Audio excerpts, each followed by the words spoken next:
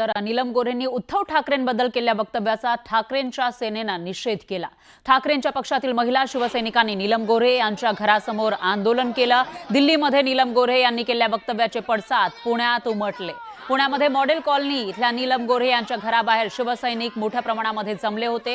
यावेळी महिलांनी नीलम गोऱ्हे यांच्या विरोधात घोषणाबाजी केली। तर महिलांनी हातावर टायर आणि मर्सिडीज गाड्यांचे पोस्टर आणलेले होते। त्याचबरोबर छोट्या गाड्या सुद्धा होत्या, त्यावर टायरवाल्या काकू असं लिहून नीलम गोऱ्हे यांना डिवचण्याचा प्रयत्न केला।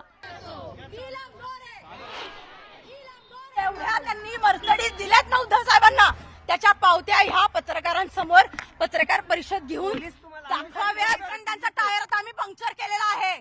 ज्या मर्सिडीजच्या गोष्टी त्या करतायत ना आणि ज्या गाड्यांमधनं त्या फिरतायत ना, त्या गाड्या शिवसैनिकांनी दिलेल्या आहेत, हे त्यांनी विसरू नये। ज्या पक्षाच्या ह्याच्यात राहून ती मोठी झाली, तिला अक्कल पाहिजे तर कोणाबद्दल बोलते। तिने माफी मागितली पाहिजे तर आम्ही आंदोलन हे चालूच ठेवणार।